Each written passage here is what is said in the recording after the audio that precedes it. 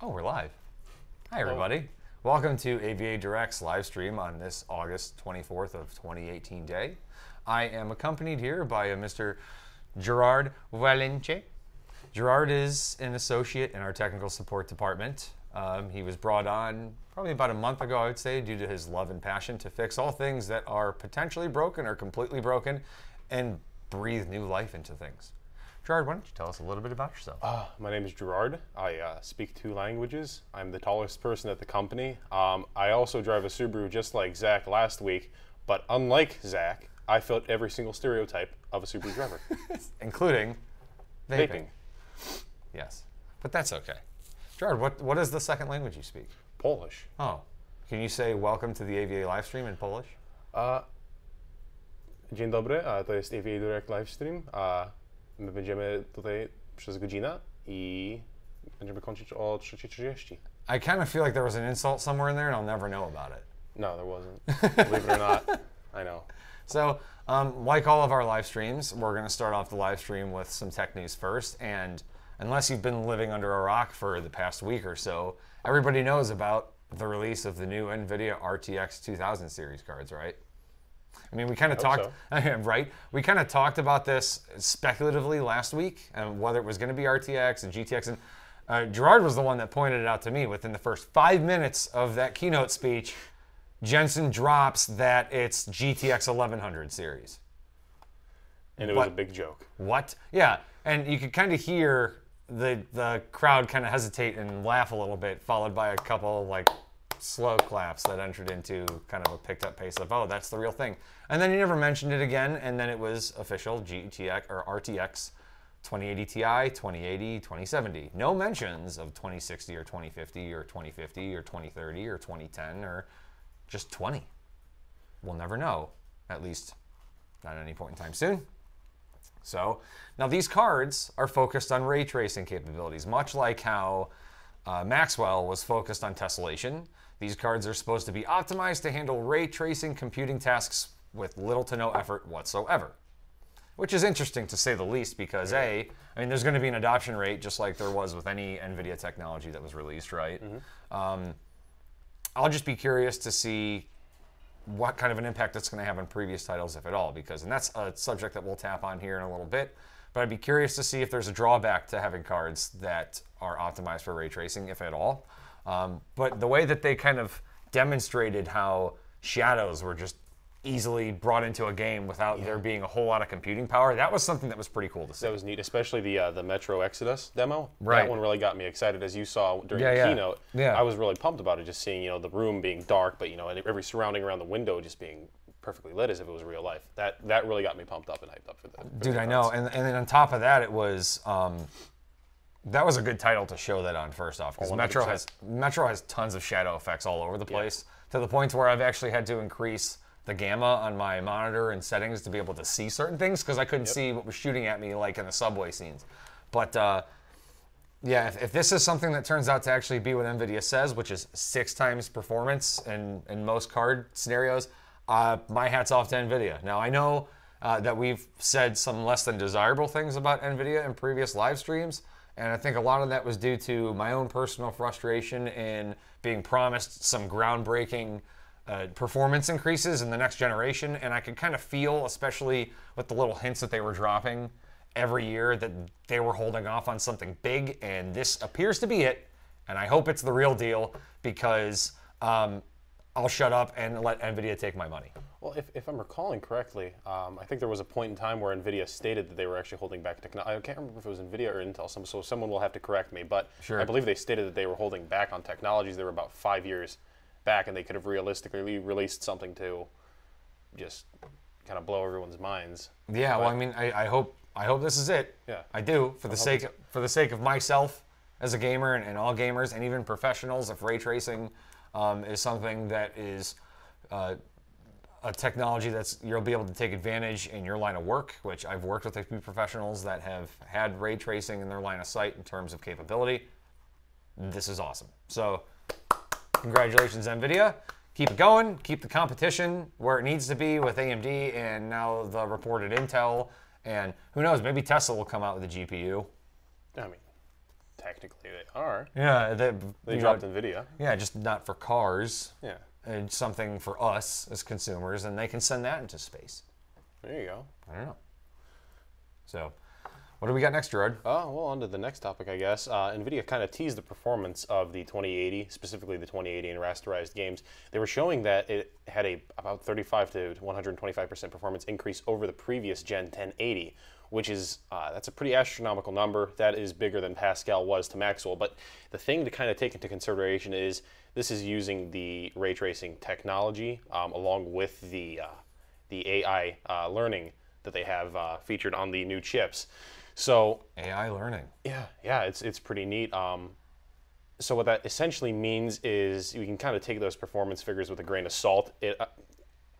Using those new Turing cores and everything, it's obviously going to offer a big performance increase compared to the previous cards. But for raw performance, we're not sure exactly where it lies. But looking at figures like Far Cry 5 having 71 FPS average on 4K. Now, whether that's max settings, I'm not sure, but 75. I hope so, dude. I hope so too. Right. 71 FPS per second is a huge jump, because like one of my 1080 Ti's only got about 52 frames per second average. Yeah. So if that's maxed out, that is a huge performance increase, and I am excited. I just played Far Cry 5 like last weekend, and I messed with the display scaling and bumped that all the way up to 2 times as opposed to the 1 in the default, and it dropped my frames down to like 45. I use a Titan XP, and I mean the game didn't look that much different for me because I'm on a 2K monitor. Like you get small gains when it comes to increasing display scaling at that point, but it was still neat to see that just doubling the pixel density on the Pascal architecture just drops the performance over 50%, which is nuts. So if that can pick up, if Turing can pick up where Pascal left off in that regard and pick up the slack, and we are now starting to see 4K have a leg up on becoming a display standard for gaming with these cards, then NVIDIA has a game changer, because this is something that people are already reporting to have created history with how big the performance leaps are. But then you throw in that they just created the standard for 4K, and then we start seeing 4K panels pumped out like nobody's business to be able to support the fact that we have cards that can do that. Right. Now those 4K HDR monitors that are G-Sync enabled make sense. Exactly. This is what we were hoping for. And I mean, even though they did see with the rasterized games the increase in performance in Tomb Raider, they saw good performance in Shadow Tomb Raider as far as I see, 35% boost with Turing tweaks. But on the same aspect, they also had a loss on the early release build with some of the touring cards too. It was a 2080. Yep. Yeah, there was a loss. It was like and 1080p at that. So 1080p, they benched without tweaks the touring cards with Shadow of Tomb Raider, and the frames were an average of like 33 to 45. And that was kind of what I was talking about when we brought up the release of the new cards. And that's due to the fact that these touring cards, like the 2080, has 500 CUDA cores less than the 1080. Or it might be the TI series again. I could stand wrong. It's the TI. So does this mean that games that are not specifically driven by RTX and use rasterizing, are those going to take a negative performance impact against touring cards because they just simply support different tech? And that is a very valid concern too. It is a very valid concern. Very valid. But looking back in the history of the past releases from NVIDIA, if you look at, say, Maxwell versus Kepler, for example, the 980 had fewer cores than the 780 Ti, and it still outperformed it. That's true. The clock rate was higher. The clock rate was higher. Yeah. And then looking at, say, even bigger leap, the 1080 versus the 980 Ti.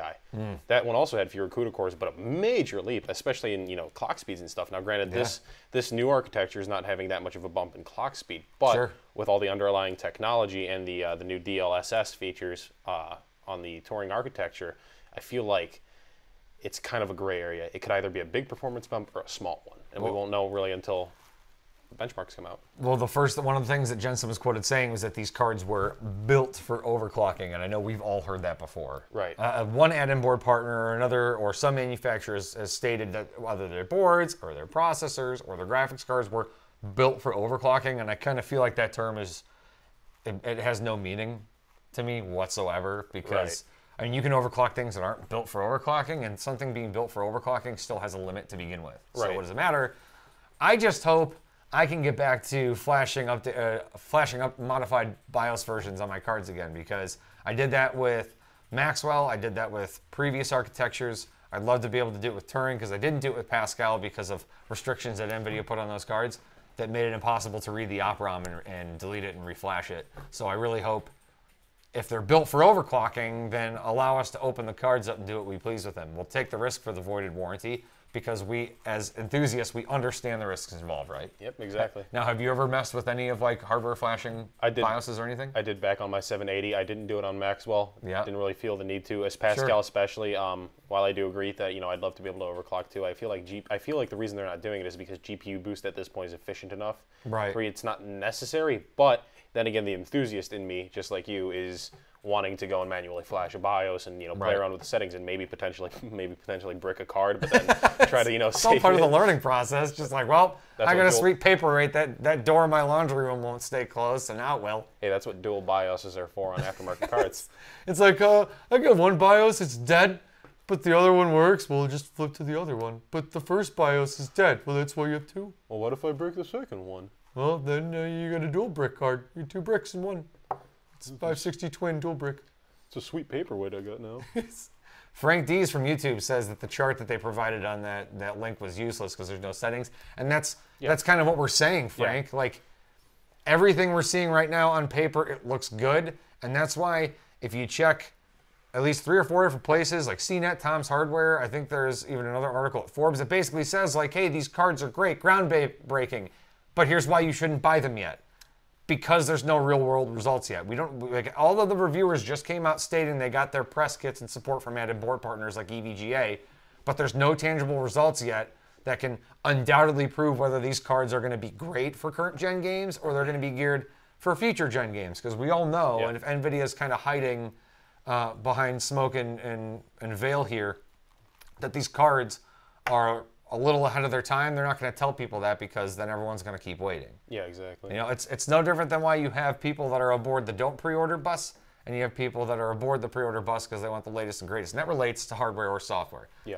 I stopped pre-ordering video games not because they were broken when I was pre-ordering them, but because I would pre-order a game and I'd want to play it, and then I became a dad, and so ergo I took a second job, and I don't play games on release anymore. I get to when I get to them, so there was just no point in me investing $60 in something that by the time I play it, it's 35. Yeah. It just didn't make sense to me. But still, I really hope. And then, of course, the NVLink. Oh, yeah, NVLink. NVLink, that has a huge potential in itself, because then you're no longer just throwing a buffer on top of a buffer with memory rates, and you're actually doubling usable memory. And I know there were games like Grand Theft Auto, for example, that claimed to take advantage of SLI memory, but it was a farce. Yeah, oh yeah. That was proven. You could take a card that has 11 gigs of memory and make it legit 22 gigs of GDDR6. And I just, thinking about it, I can't even... I don't want to, because I'm going to get my hopes up. It's plain and simple. I mean, what do you think? Well, you know, I mean, I think it's going to be a nice technology to have, as opposed to traditional SLI. You know, the higher bandwidth is going to be nice, and having the actual usable extra RAM is going to be great. But what's disappointing to me with NVLink is that the 2070 will not have it, at least from what I can tell so far. Right. You know, and traditionally these 70 series cards are the most, you know, the most SLI, the most paired, right? Because it's, you know, a nice mid-range price point. It's mid-range performance, pair it together, and you kind of beat out the top end, which I feel is why NVIDIA's probably not putting it on the 2070. Yeah. It's why they didn't do it on the 1060, and it's why they're probably not going to do it on the 2070, which is kind of disappointing, but at the same time, it does make sense. It makes sense, but it's still a little disheartening. I agree. Yeah. Dragon Kurt on Twitch says that he would want more optimization in DirectX 12 than ray tracing, and I agree. Yeah. What happened to DirectX 12 optimizations? It kind of went down the drain. A little bit, right? Yeah, just like Vulkan a little bit. I mean. Oh, Vulkan! Yeah. Don't get me started on Vulkan, dude. I would speak to people that would claim that Vulkan was the future, and they were throwing thousands of dollars into AMD tech because of what Vulkan was supposed to be. I can't really necessarily say I've ever been in that same boat. I've never thrown money at something until there's proven benchmarks or it's solidified, because of how paranoid I am when it comes to the PC industry. For example, PhysX. Yeah. We remember PhysX, right? That was supposed to be like the next amazing thing. Oh, it's a card dedicated for physics. And you can use anything. Physics card, second graphics card, an older card, it'll handle it all. And you put it in and you feel all warm and cozy inside because you got a card dedicated for balls rolling. It did nothing. Yeah. Yeah. Unless it was a game built for it specifically, right? Right. Like, I mean, the only one I can think of that comes to mind is Batman Arkham City. Realistically, that's the only PhysX game I remember. Which, I mean, hey, the physics were neat in that game and the whole 3 scenes that featured it, but, you know, other than that. Arkham City, that was the intro into Bruce Wayne and Batman, right? It wasn't the one that wasn't the last title. No. I mix them up all the time, dude. I thought oh my it was God. Arkham Origins, I think. Yeah. That was the one. And that was Arkham Origins. That was after, no, was that after the, I can't remember what the game's called. The one featuring the Gotham Knight, I think it was called, or whatever. Right. Or, Arkham City, 2011. Okay, so that's the one where you got to play as Catwoman. Yeah. It was my favorite one because they introduced the kinds of interactive Riddler puzzles that weren't just like find a Riddler question mark and there you go. Right. That was one of my favorite ones because it was very story driven. But that was also a game that had NVIDIA tech in it that was way ahead of its time in terms of graphics settings. Right. That was right around the time when GameWorks emerged, if I remember correctly. Yeah. And I had a 560 Ti twin card. 560 Ti. And I liquid cooled it. Really? So, yeah. So for anybody that doesn't know what the twin cards were, EVGA released a brand of cards where you'd have the GPU die and then the PCB, right? Well, this card was probably about 25% longer because it had 2 GPU dies side by side like this, and they shared VRMs, and they had some shared memory, but a lot of it was unified. It was some unified, but some independent, and but it had one single display chip on it to output the display. So you had the same amount of displays as one card, but it was 2 cards on one board, so it was SLI. It was just technically hardware SLI. Which that trend kind of died out with the 6.9. No, sorry, the Titan Z was the last one that did it. Yeah. The Titan Z was the last one that did it. Yeah. And for good reason, because there was just no market for it. Yeah, there was no need. There was no advantage because SLI scaling was still a problem. Yep. Performance was still on par. There was just no advantage unless you needed the power of 2 cards and for it to only take up a single dual-list slot. For like micro ATX, or I'm sorry, mini ITX systems, right? Things like that. Yeah. Right, exactly. But the Titan Z took up 3, so that kind of killed your dream. I mean, unless you water cooled it, but then again, you'd still kind of. I tried to look for GPU blocks for that card. Did I ever tell you that? No. I tried. I looked everywhere. The U.S. had little to no stock. because they didn't have that much shit to the US to begin with. All that was available was in UK. I tried to get EK as a consumer to send me this block because I wanted to use one, but I wouldn't get one unless I could water cool it.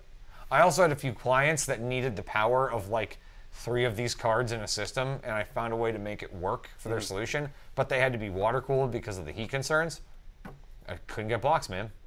Couldn't do it. They were impossible to get at that point in time. And it was only like maybe 6 months after they released. Yeah, that's how the 1080 Ti blocks work, because originally you had to use the Titan X water blocks on it, and then, what was it, 4 months after the 1080 Ti came out, EK finally released the actual 1080 Ti specific ones, and I couldn't find them anywhere. I had my Titan X water blocks all the way up until I sold my 1080 Ti's like 3 months ago. Yep. That's unfortunate. Very. That's like when when they had Titan X blocks out before the 1080 Ti, because the Titan X was before the 1080 Ti. Yeah. Makes sense, right?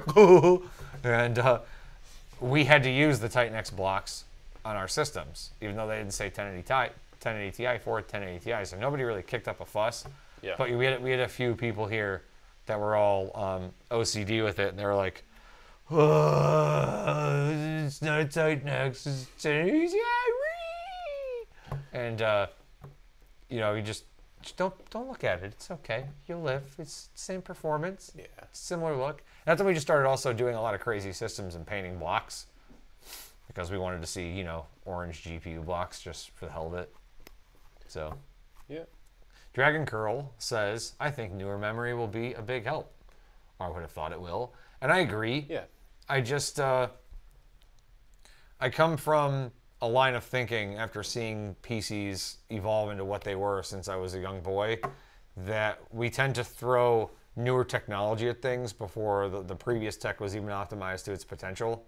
And I don't think we'll ever get out of it at this point. I think it's going to be the same thing. We'll use GDDR7 memory before we've even reached like GDDR6X or even like the potential of GDDR6. It's, you know, we started stacking memory now, and that fixed a lot of bandwidth issues, but it doesn't fix the optimizations that could be there as well if we just improved on the tech. And granted, we are starting to reach our limits in silicon. We've seen that with the fact that Intel's struggling with their 10 nanometer process. Yep. So I think there's going to be a time where we switch material manufacturers from silicon to whatever it's going to be. Carbon nanotubes more than likely. Sure, fine. I'd be okay with that as long as there's that advancement. I feel like the industry is just kind of sitting stagnant.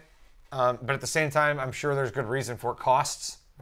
Yeah. You know, if they switch to a different fab tech and it increased the cost of processors to $1,000 for their base unit, like no one's going to do that. It was like Philips and their 3DO in 1992, and they're like, we have this SNES competitor, and he uses compact discs, and it's got the same graphics but live sound, and it's $900. And Super Nintendo's like, our Super Nintendo's $150. And everyone's like, yeah, I don't care. Compact discs, it's just a different format. No advantages. Everybody didn't really understand on a mainstream level the advantages to CDs at that point. So SNES 1, I think it's the same scenario, really. Yeah, pretty much. Speaking of which, well, that'll be one of the other topics we follow. But to kind of change it up here a little bit in the tech industry, Cortana has a flaw that allows web hackers to hack into locked Windows 10 devices. And I don't know which is worse, this flaw or Spectrum. Or the fact that Cortana even exists in the first place. What do you have against Cortana, bro? It's Cortana. Oh, man. Don't get me started. I'm getting you started. What is it? Is it her voice? Is it how smug she is, how she thinks she can integrate everything? That she had a relationship with the commander chief? Are you jealous? You know, it's definitely the last one there. No, if anything, I'd have to say just the irritations I have with Cortana. I mean, functionally, she's not very useful, at least in my opinion. And then you see flaws like this come up. It's like people can use the Hey Cortana command to have them unlock the computer. Hey Cortana, burn this computer to the ground. Okay. Catches ablaze. And that's it. Pretty much. Hey Cortana, take this amount out of this person's bank account. Here's the number. You got it. Anything else? Yeah. And sign over rights to their children to me. Sure thing. Have a nice day. Gotta love Cortana. Yeah, but Microsoft for even having for leaving that kind of exploit vulnerable for not testing it. And I understand that there's an expense when you test things right, to make sure that they're functional, but For crying out loud, man.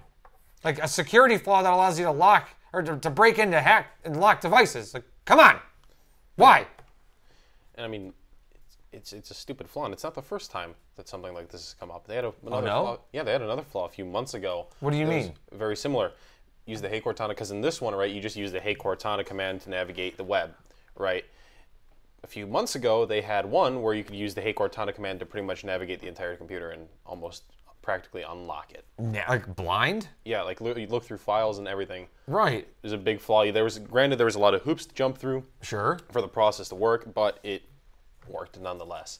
So anybody who's dedicated enough to try to break into your locked PC can do it. I mean, this is Microsoft, though. They're going to always claim to have bigger things to care for than security exploits and flaws. I mean, they probably deal with hundreds a day, I would imagine, being Microsoft. Right. Not even just attempts, but in people exploiting it. I mean, look at the great lengths that people went to pirate their software and where they're at now and the way that they have digital licensing set up and how for upgrades you don't even get provided a COA key.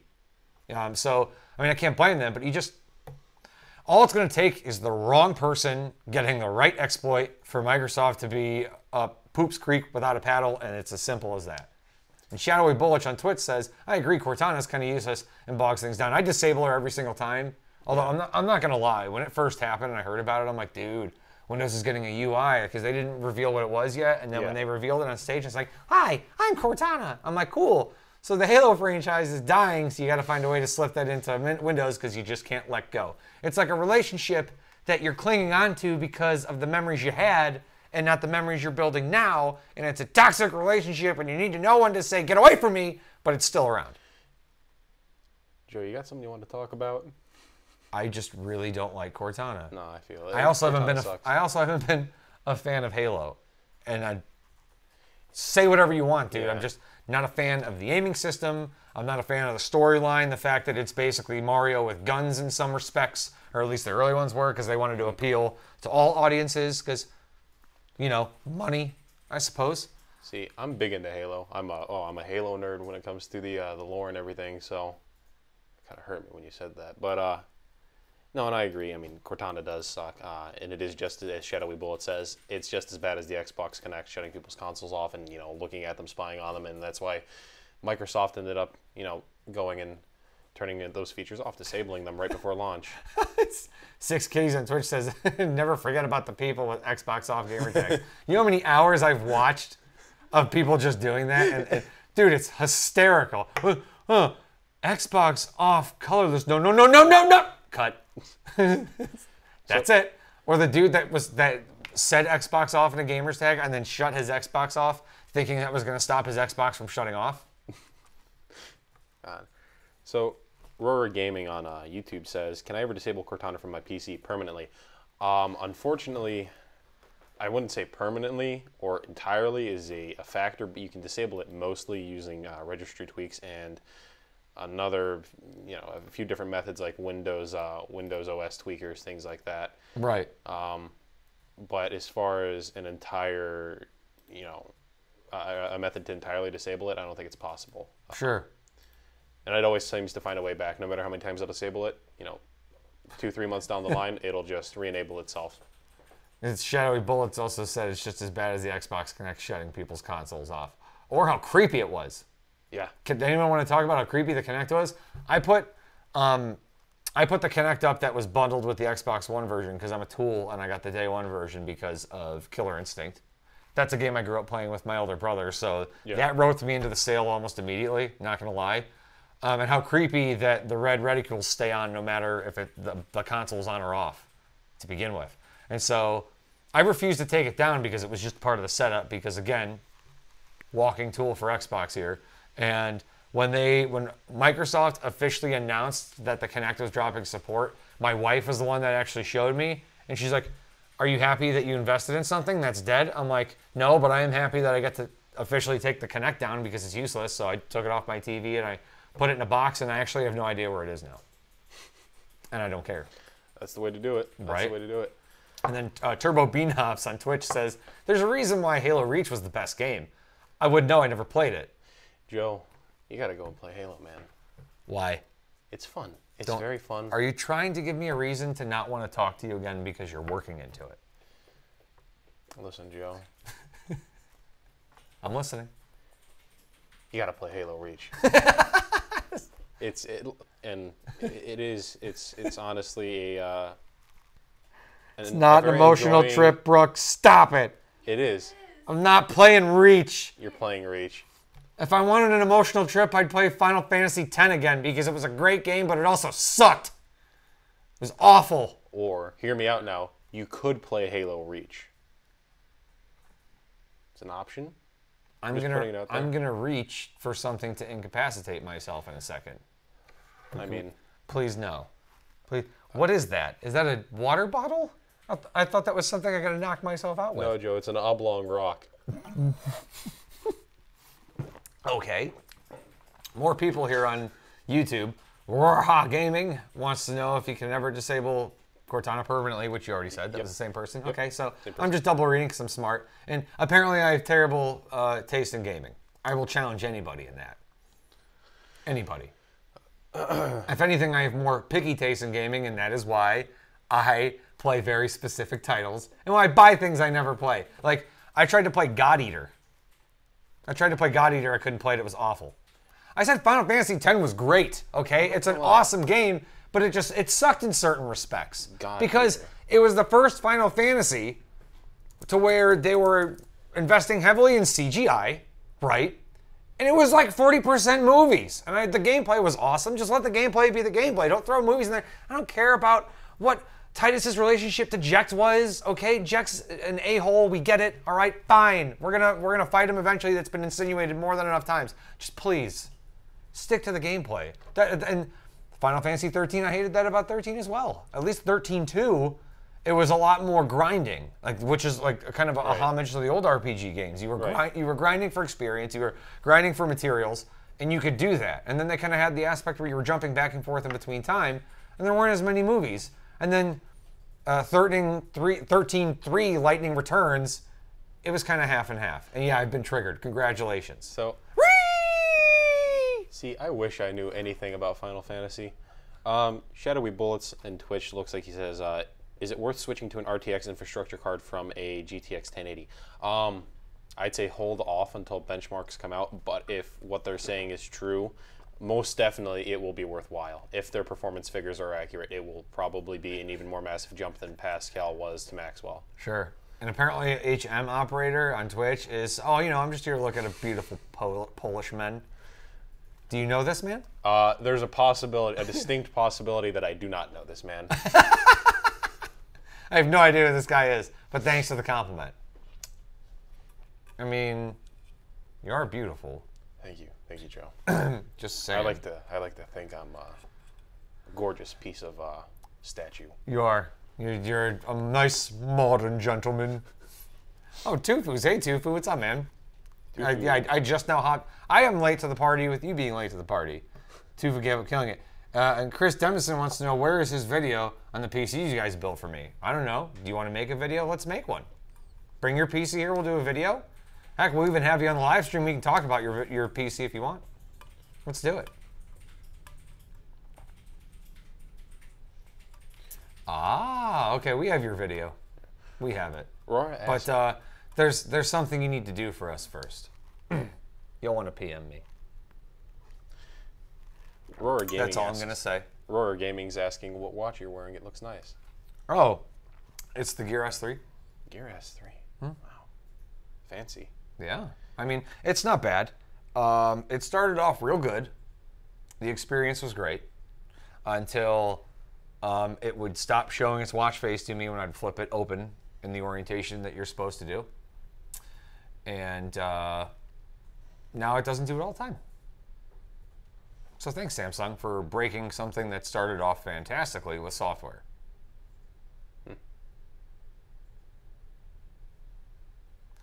I don't even know how to... Prime Azure was taken.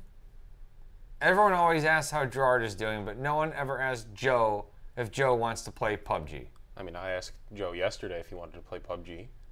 You did? Yeah. You're the first person in a while that has legit asked me if I wanted to play PUBG. I felt like for a while I was asking everybody to play PUBG with me. And then I felt like it was a little desperate. Had to dress up all sultry to get people to play PUBG. I had to give everyone a look like, hey man, you have a nice day. A little wink. Like, hey Thaler. How's it going? Want to play PUBG, Thaler? How's it going? We make a great team. So, anyways, I went on a rant. I was triggered by video game topics. It somehow led into me playing PUBG and then me saying hello to Tufu and then talking, you know, stuff and things. We're going to move on to the next topic, which is how apparently memory prices are going to drop by 25% in 2019. And all I have to say to that is, don't make promises you can't keep, market analyst. What do you think? Do you think this is actually going to happen? I think it is actually going to happen. I mean, they're transitioning to a new type of RAM node. SK Hynix and Wuxi Fab are, you know, putting out those new nodes. They're bumping up manufacturing, and they are opening up new facilities, which that's the big cause, or one of the big causes, I should say, of the RAM prices skyrocketing like they did was a lack of fabrication plants. Not to mention the crypto mining craze, which is a very sore subject for me. Why? The way it raised prices, it was kind of a pain.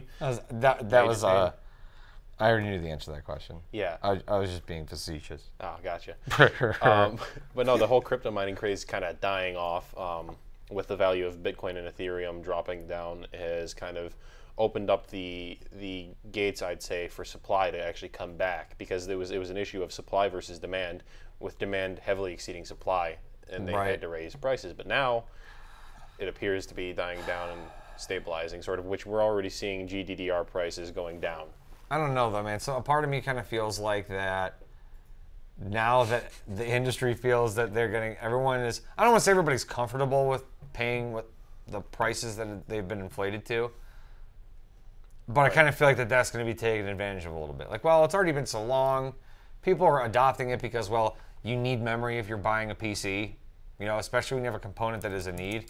And especially if you are a manufacturer that is name brand and builds enough of a reputation to where you have a vote of confidence in selling your memory on a frequent basis, regardless of price point, the advantages are always going to be there, and it's going to be in their favor, is the best way to put it. So if it drops 25%, like, I'll be relieved. I'm just hope for the best, expect the worst. Right. Shadowy Bullet says, so they're predicting less factory fires next year. I hope so. No, you know what? It's going to be great, because they're going to do things to prevent their factories from catching fire, and they're just going to flood.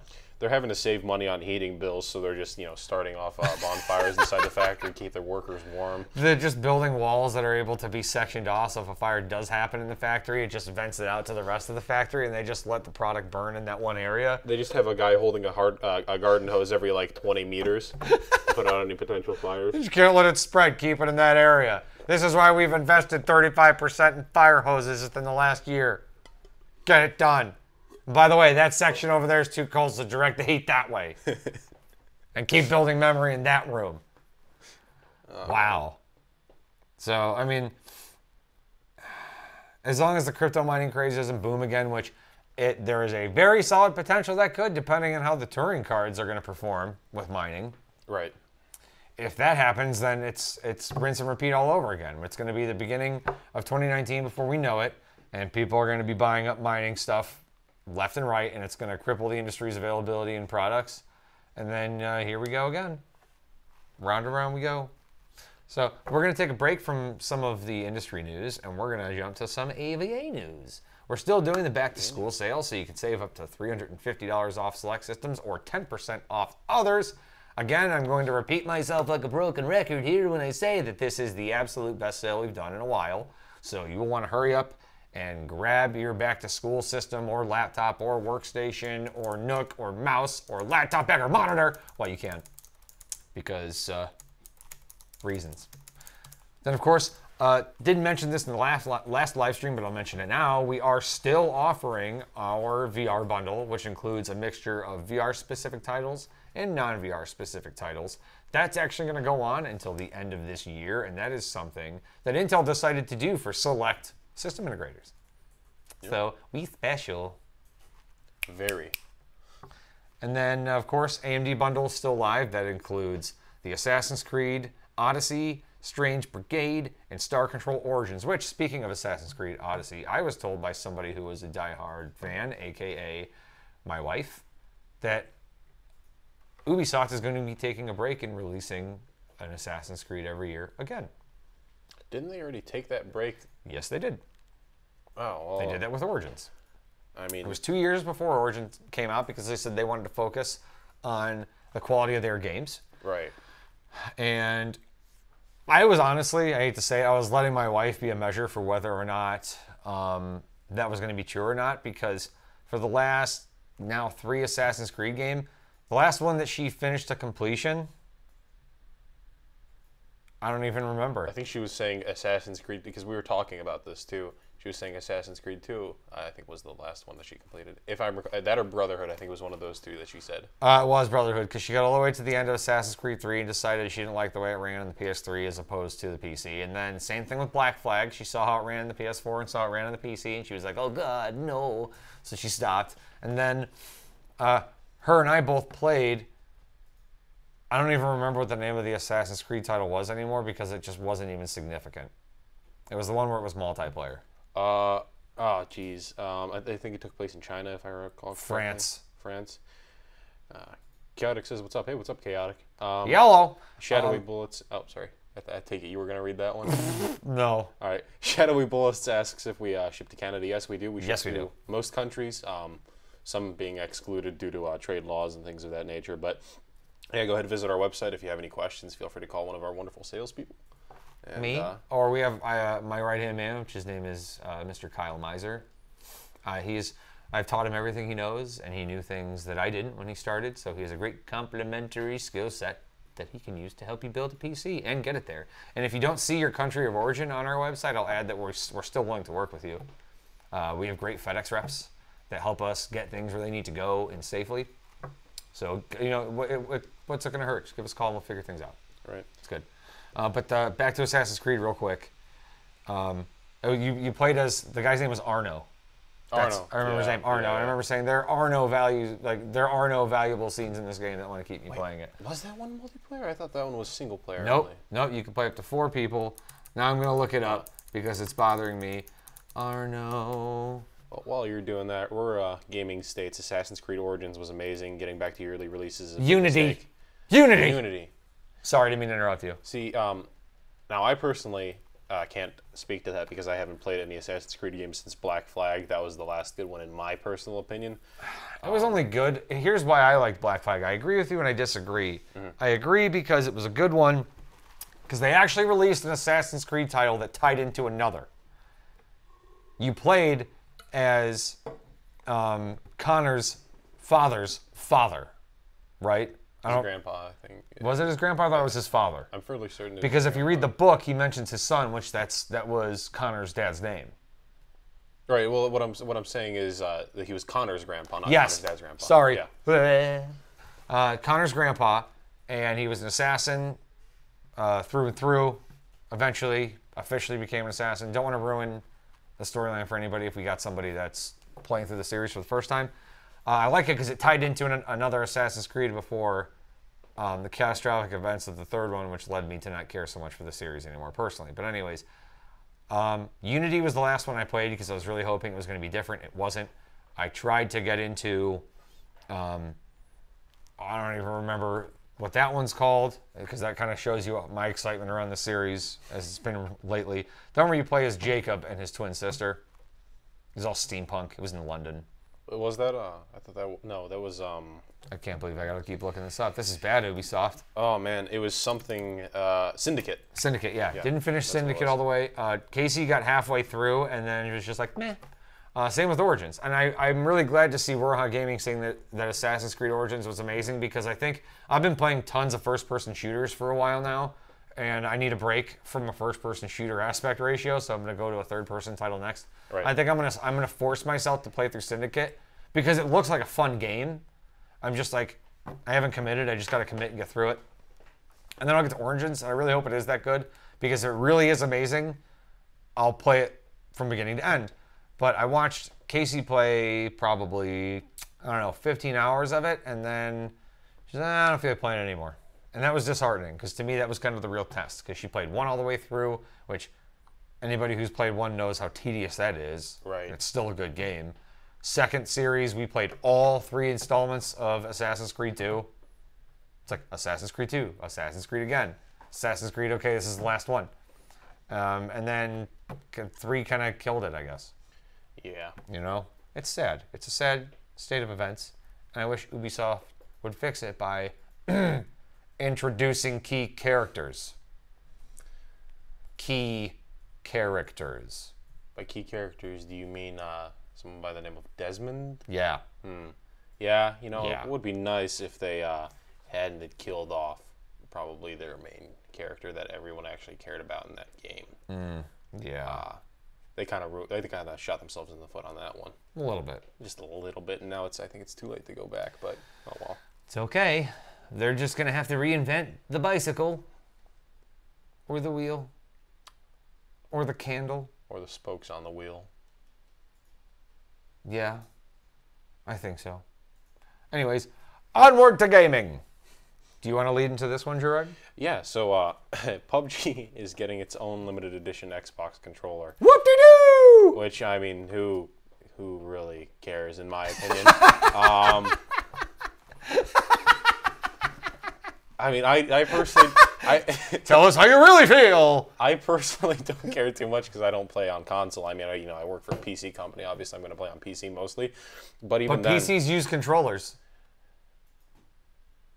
The door's right there. You can leave now. They can. I mean, we have a few people that work here that play PUBG on a controller. Right. No, and that's a good point. But then again, it's a $70 controller, and you get some neat looking texture that's PUBG based. I mean, it doesn't make sense to me. It's pointless to me, in my opinion. I mean, I don't know. How do you feel about it, Joe? Well, what I like about it is that they have the trigger buttons on the bottom.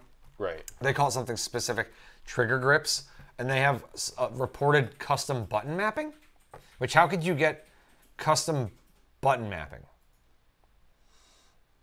Like, what's custom about it other than being able to go into the settings and say, make this button do that, or this button do that? Already. I mean, well, I guess there was kind of the limitation of most games just having allowing you to switch between controller layouts, not per se, and not each button per se. I think what they're intending is something like keyboard mouse mapping on PC, where you can actually set each individual button to do a specific task, as opposed to switching layouts that switch all the buttons around. If you catch my drift, I don't know how well I explained that, but I still think it's pointless, and especially with rumors being around, for the past few months of them working on, keyboard and mouse support for the console. I mean, realistically, once that takes over, I don't think anybody's going to be using controllers anymore. There's no benefit to controllers. Sure. I mean, what does Sean say? Gerard, you scrub. I refuse to game with anything other than a Bop It Extreme. A Bop It Extreme? I mean, I would love to see that, Sean. Can you come on the show? Can you game with the Bop It Extreme? Listen, if you don't play with anything other than a Guitar Hero controller, okay, you can leave. You can leave.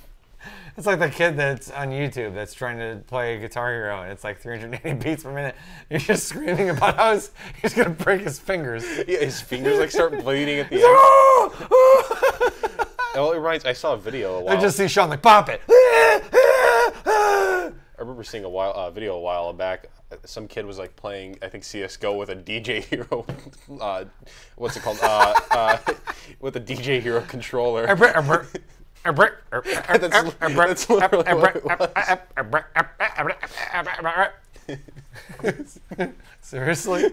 Wow. Oh, you have Elite controllers. That's fancy. Man.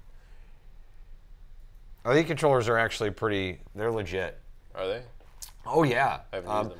Because they have, and maybe this is why that was brought up, but because on the back of the controllers, they have 2 special buttons that don't exist, like right where your ring fingers are. And they're programmable in terms of, like, there's no default choice.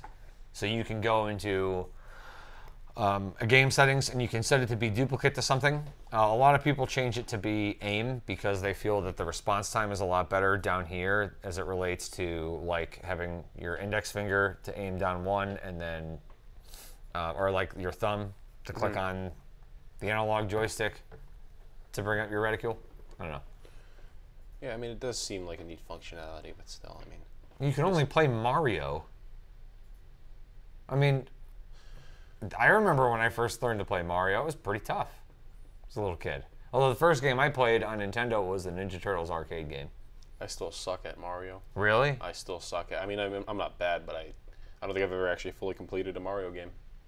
Need controllers for macros? DDR pad. That's brilliant. That is, yeah. That's brilliant because I legit, I thought about looking for something online that has that, and there's a company that kickstarted this really neat tech, and it's basically a foot strap that if you've ever seen like what ESD straps look like, they strap onto your heel and your toes, and it can haptically detect feedback of whether you're actually hitting your heel down or you're lifting up your toes, and there's a response for it since it's haptic, and you can have it be anything you want. So if you have, the only thing that sucks though is if you are somebody like me that if you get in a stressful situation, you'll start to kind of bounce your leg, you know, especially playing drums, it's become a habit too, and you have something set for haptic and you just start doing something like crouch, stand, crouch, stand, crouch, stand, crouch, stand. Right. I mean, you'll notice that right away visibly, but still. Somebody beat Dark Souls 3 with Donkey Kong bongos, is what Prime Snake TTTV is saying.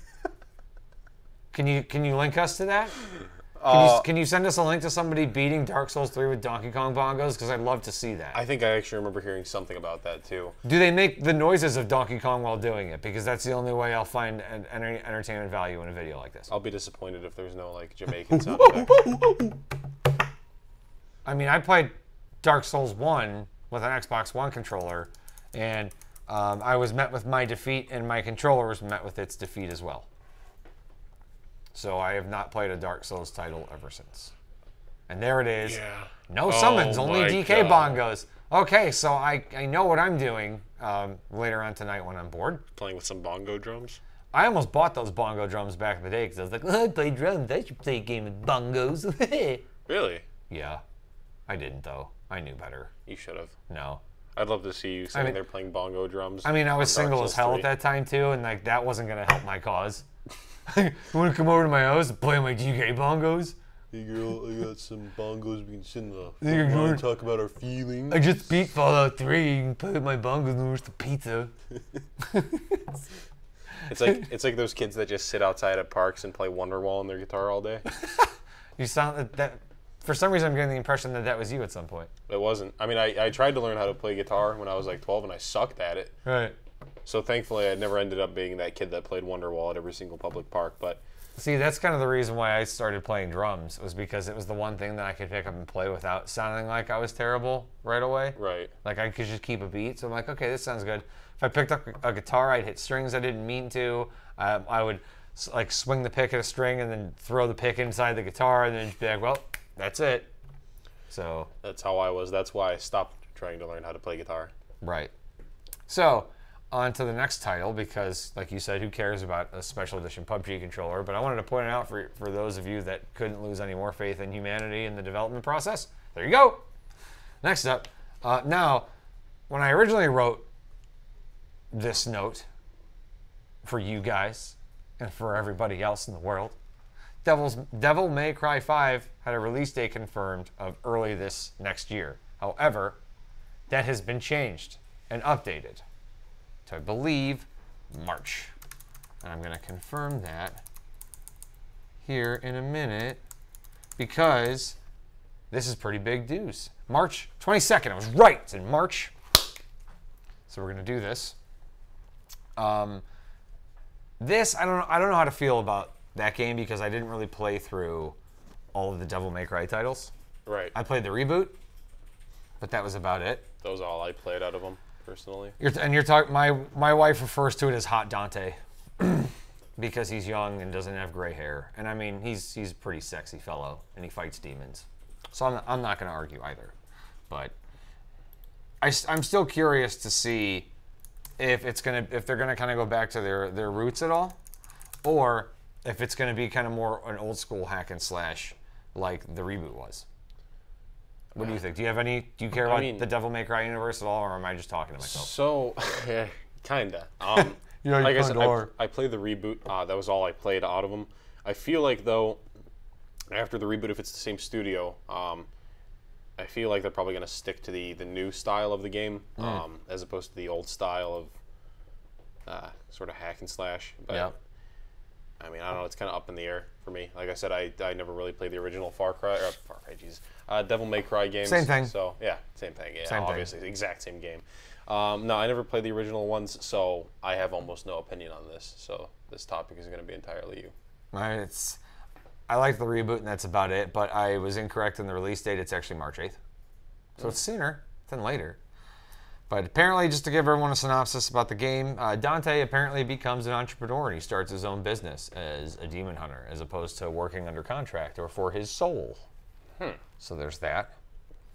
And it's running on the Resident Evil 7 engine, which I thought was pretty badass, personally. Because Resident Evil 7 graphics, as I understand, when Capcom is quoted at the introductory of Resident Evil 7, that this was the Resident Evil game they intended to make, but tech wasn't able to portray it in the way that they felt was justifiable. Yep.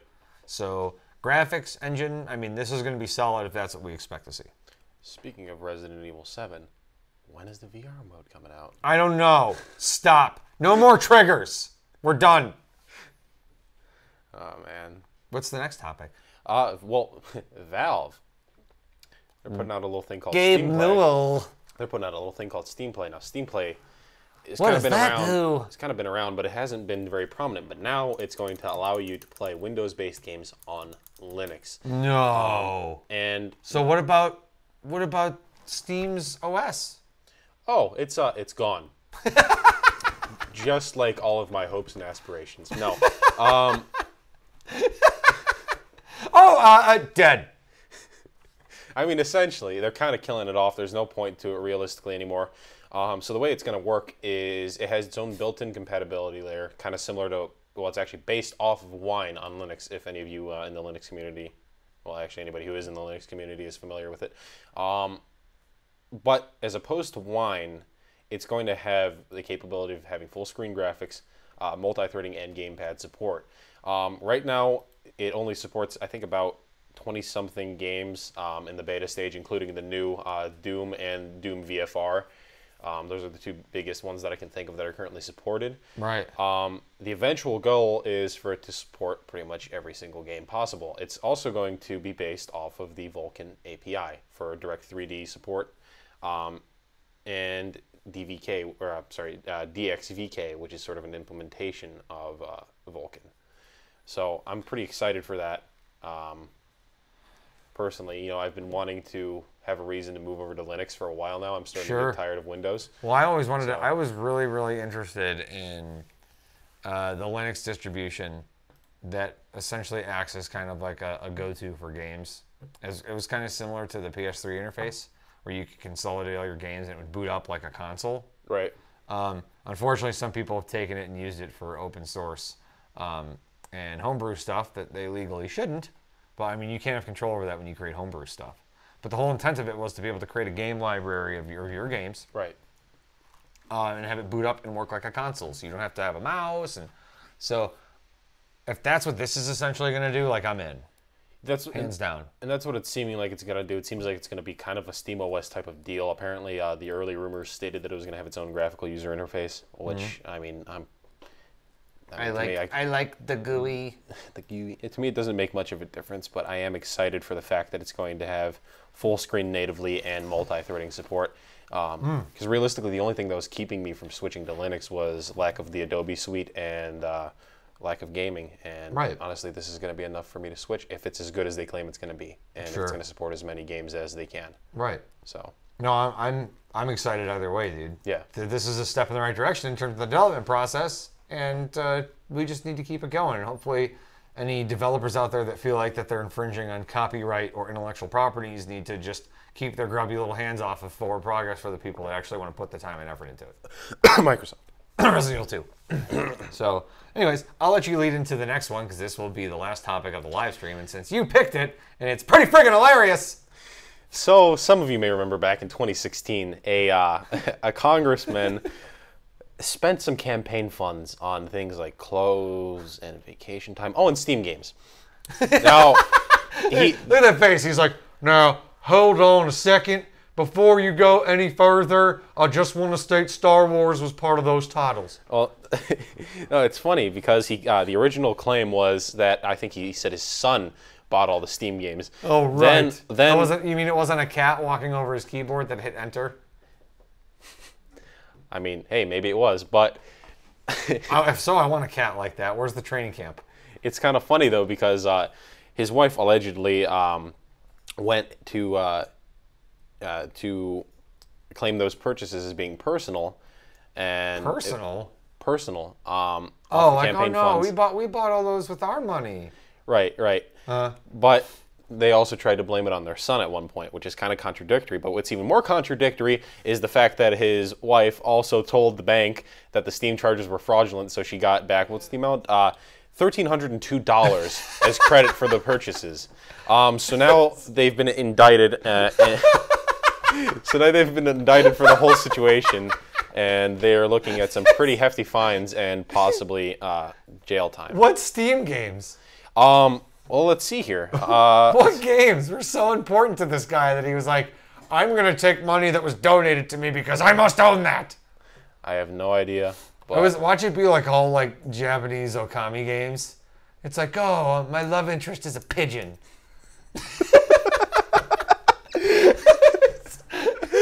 It would just make no sense. It wouldn't be worth it. If it was a bunch of like throwback games, like point and clicks, or like VR games, because VR games cost like an arm and a leg for what you get now, like sure, that'd make complete sense. But if you essentially risked $1,500 and part of that $1,500 investment was for you to fall in love with a pigeon digitally, you probably shouldn't be a congressman. You should probably just be a turtle. So I can't really speak much on falling in love with pigeons, but unfortunately the article doesn't state what games he spent this money on. But some of you may also remember a few years back that a congressman caught a lot of flack for vaping from an e-cigarette during a House hearing debate on banning vaping in planes, and this was that same guy. Same guy.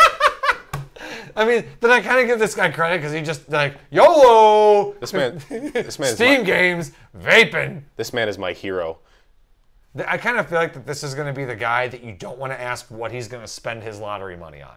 Because you want to know his answer because obviously you're curious, but you don't want him to say the words that fly out of his throat hole at the screen that cause you to have to go, okay, and thanks for tuning in. I want to get to know him, but at the same time, what state is he in? Oh, geez. This feels like he'd be from like Washington. I believe it was... Feels like he'd be from the state of Washington. It's San Diego. San Diego, okay. Well, I like California, so I don't want to say a whole lot. I don't want to say anything negative about the state, but this kind of sounds like, a guy that's laid back. And California has, bruh, dude, dude is everything. We are all dude. And that's kind of this guy. I want to meet him. Well, the funny part is he's also the Republican congressman, too, which is funny because usually they're conservative. Yeah, usually they're not as laid back, especially when it comes to topics like vaping, which this guy, vaped inside. Well, I mean, if you go back to the article though, like just look at the dude though. Like he's tan, right? He looks like he may actually work out a little bit, and he's But does he? But does he own a Subaru? I mean. More than likely, he does own a Subaru if he vapes. I can attest to that personally, being a Subaru owner. And so he vapes. He owns a Subaru. He pays $1,500 of campaign funds. So that Subaru is paid with the campaign funds. This guy is actually my cousin. I'm sorry, he's related to me. I mean, really? No. So his name is Jerry Walenciej? Maybe. Walenciej, I think is his State of denial. Wouldn't that be ironic? One of the titles is State of Denial. I'm in state of denial. You sure are? No, like I'm in state of denial. Can we finish this conversation a little bit later, please? Right. Nah, vaping isn't bad. I would agree. It's not like those congressmen that vote to give oil industry tax cuts and they take huge donations from oil. That's true. But dude, did you know that there was a guy that designed a car to run on water? Water, man. And then BP bought his patent with billions of dollars, and he didn't care. Yep. So, I mean, this could kind of be like Colombia, and we're living in the clouds right now because we have cars and vehicles that run on water, so they can propel themselves to such a degree and with such efficiency, and we're living in the sky. But no, some guy wanted to be mad rich. Or let BP take that patent and just shelf it. Yeah, and unfortunately that's the way it works most of the time with advancements in technology that hurt big companies. America. Anywho, I believe that concludes this week's live stream. Next week, we have some pretty exciting stuff coming up. Not going to share a whole lot because it's a surprise for you and your loved ones. But it's going to be something exciting, so you should probably tune in. Otherwise, you'll regret it. Oh, you will.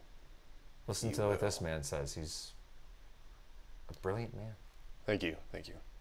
Anyways, signing off, I'm Joe. I'm Gerard. See you next week.